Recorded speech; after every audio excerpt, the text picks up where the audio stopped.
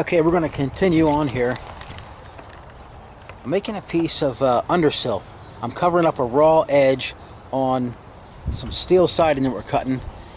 And when I make this undersill, I'm going to show how I make it without crush. I'm going to make a hem on it, and then I'm going to make another hem.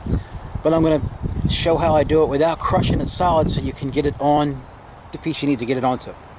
So we're just going to start out.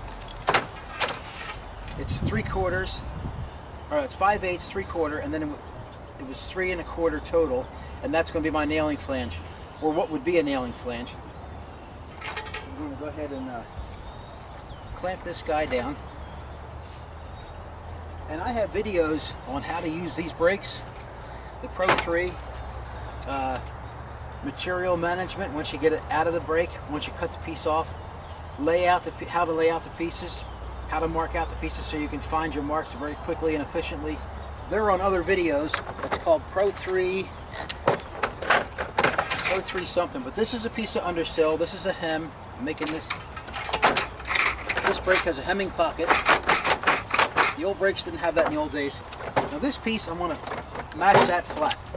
That's the first part of the undersill. The next piece is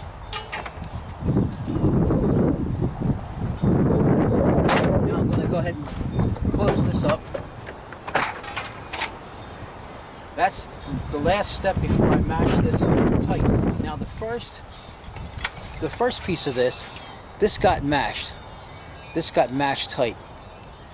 When I go to close this gap here, when I go to close this guy up, I'm gonna put a piece of aluminum inside of here so it doesn't get completely smushed. I don't want it smushed. I want it to be left open so I can slip it on what I need to slip it on. So I got to dig up a piece of something to put in there.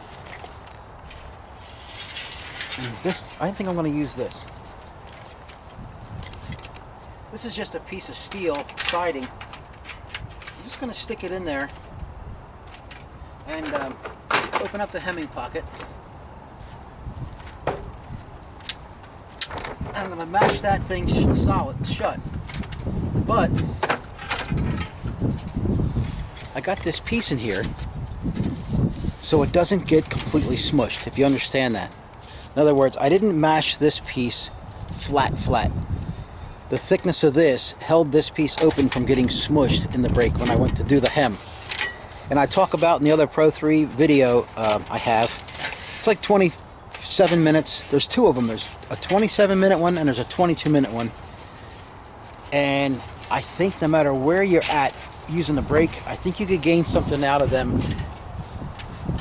I'm not bragging, but I've been doing this stuff for a while. And I can remember back in like 1999, I was working with a guy, and he did something on the brake, and I said to myself, I'd never seen that before. And so, I don't think you can ever learn everything about them. It doesn't hurt to watch them. Now, if you was to go to college, it'd take you 4 years, or 2 years, or 3 years, whatever, to get a degree. You're not going to learn how to use this brake in a 5-minute video. At least watch a half an hour video, and you could begin to go over some of the things with the brake. But you know, if you see it's a 27-minute mark on a video, and so, oh, I'm not going to watch that. Well, then you're cheating yourself. And I'm not. This isn't an instructional course. It's for entertainment, but it's food for thought. And you could maybe get something out of. I pretty much could guarantee you that just about anybody could get something out of these videos that I made.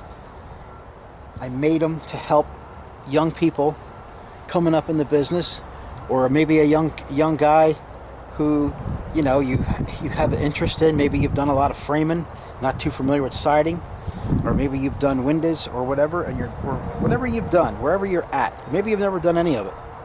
These videos are to help people, whether they be young or old.